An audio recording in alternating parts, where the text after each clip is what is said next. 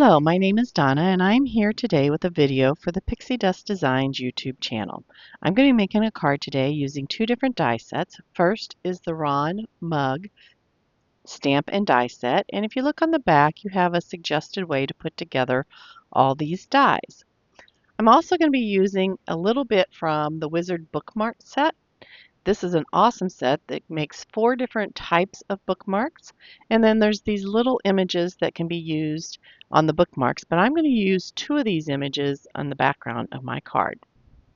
Now, I went ahead and die cut all my pieces so that they were ready to go, and I'm going to start with the mug base, which is in a cream color to make it look a little bit like flesh.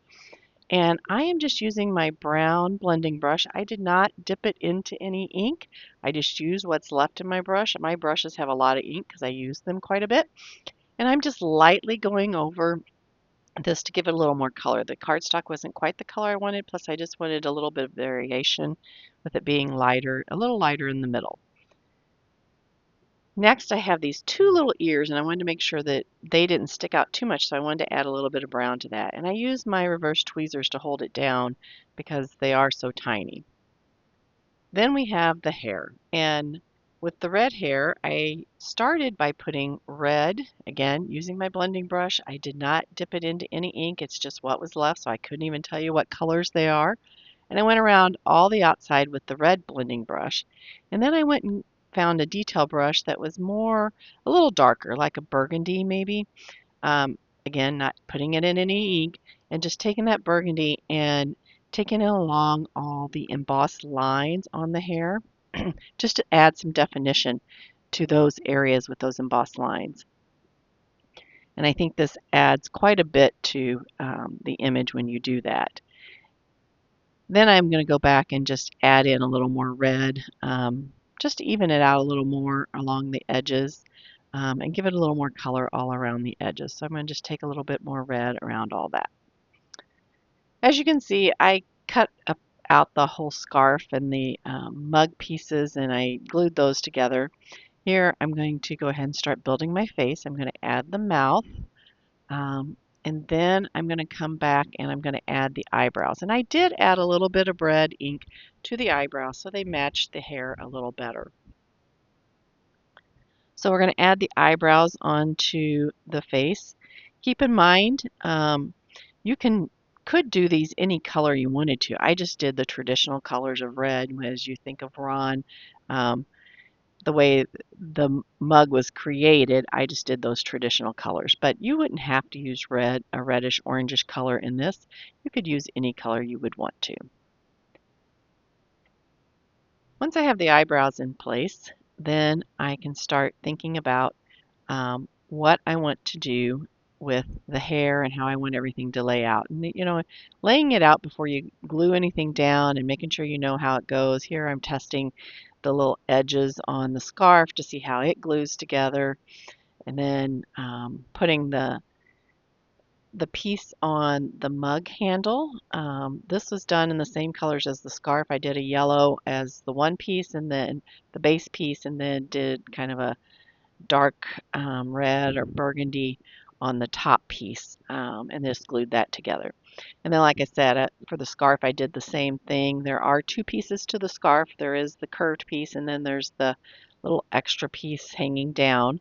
And I wanted to make sure I had that on the right side, make sure which way I would glue that onto there. So I glued that together, and then I can add that to the bottom of my mug just by adding glue to the mug, because that's the shortest piece and I want to make sure I don't get glue everywhere. So I add glue to the bottom of that and then just add the scarf on top of that. And you can see our little mug face is starting to come together. At this point, I'm going to add the ears on. As you recall, I did add a little bit of color to those ears. On the one side, you just put it where the ear piece is. On the other side, you're going to overlap the handle just a little bit. So that's why you want to put the color part of the handle down first and then put the ears on top of it. Otherwise, the ears are going to be covered up by the handle. And then just make sure you line up the ears so that they go right up to the face, because you don't want a gap between the face and the ears. that would look a little funny in the end. Okay, now I have to decide the eyes. There are two different shapes of eyes in this set. I decided to go with the one that wasn't quite round. It had a little bit of edging on the bottom. And I decided to use that rather than the full round set of eyes. And then you cut the white piece and the black piece and then glue those together. And then you can glue those to where they are embossed on the face.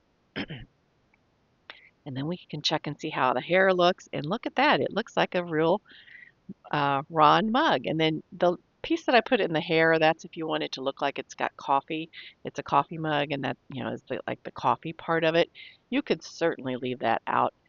I wanted to go ahead and put it in this case, but you don't have to add that part on if you don't want to. But I glued it on, and then I can put the hair onto my mug, and you can decide how far down you want it to go. I didn't want my eyebrows to be covered, but I wanted it to come down right to the eyebrows. I did consider popping the hair up on foam tape. As you can see, I just put some foam tape under it to see if I liked it that way. I like it that way, but I just decided for this case, I was just going to glue it down. It didn't need to be popped up in this instance, especially since I'm going to turn this mug into a gift card holder. So I didn't see any reason for that to be popped up. So I added the glue again on the mug because that is a smaller piece. The hair goes out farther than the mug. So I added the glue onto the mug and then put the hair on top of it.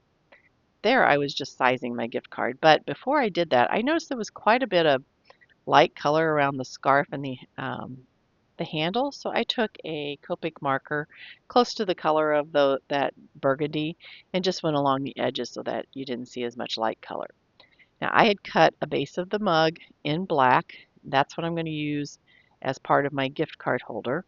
I put the gift card where I wanted it so it wasn't showing on the outside edge.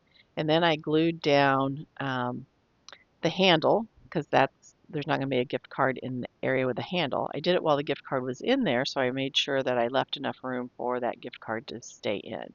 So you can see it goes just a little bit over the outside of the mug on the handle side, but I think it's fine. And then once I have the gift card where I want it, I added the glue below it. Now I won't put any glue on the side or the top, so it's kind of going to have a side and top opening to slide the gift card in. So once I have that glue in there, I'm going to let it set, test my gift card, make sure I left enough room, and then just set it aside to let it dry really good before I mess with it too much more. But now I have a little mug gift card holder. Since I have that, I'll set that aside and I'm going to start building my card for this. I have a black base and then I put some paste on another piece of black paper, some gold paste, glitter paste, and let that dry overnight. I then cut a jagged edge around that piece and I'm popped it up on foam tape and that's going to go on top of the black. So we have black on the bottom and then this gold glitter panel. You could also use glitter paper if you wanted to. I just tried it with paste. I thought it was fun with the paste. And there I have it popped up on that black base. Then we're going to put our mug on here and it fits great. I made the sentiment out of the stamp that comes with the Ron mug. And then I had my two little icon pieces from the bookmarks that I'm going to put on the background. So you can see I'm just kind of laying it out. I wanted the sentiment to be at the top like that, and the gift card is going to cover up the second line there when the gift card is in there, but when you take the gift card out, you see the whole thing. But the sentiment is such that it can just say you are my favorite when the gift card is in there, and then it adds the second part of it when the gift card is taken out. I think that is really cool, and it makes it very cohesive in that way. I'm going to put down the gift card holder, the mug, first because it's the biggest piece, and once I have it down, I can very easily lay out the rest of the pieces and where they go. So I put it down with some liquid glue. I'm going to put a block on it to hold it down. I put a little more glue than I usually would just because it's going on this glitter paste piece And glitter is a little harder to attach to, so I want to make sure that it gets attached. So I wanted to put the block on it and let it set for a couple of minutes to make sure that it got attached to that. Once it was attached, I went ahead and took out I put the gift card back in because I want to make sure I know where it lands to put the sentiment. Like I said, I wanted the top of the sentiment to show when the gift card is in, and so I need it to be there just to make sure I know exactly where to put this. And again, I put quite a bit of glue on here because it is going on this glitter paste. So gluing this down so you can just see the You Are My Favorite. And again, adding a block to make sure that it's held down. So we've got that in place. Now I've got the two little pieces that I wanted to put on the sides.